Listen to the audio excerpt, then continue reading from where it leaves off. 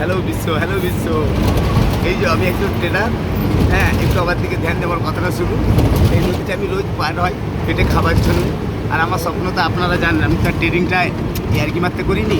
আমার চাই 70 বিঘা একটা জায়গা, তার মধ্যে একটা ছোটো বাংলা, 4খানা ফারারি, 4খানা ডুকাটি পানি গেলে ভার্সেলপুর, একটা প্রাইভেট জেট, একটা helicopter.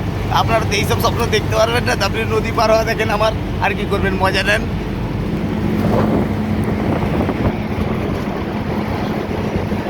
It is my Kolkata, it is my দেশ, এটাই আমাদের রাজ্য।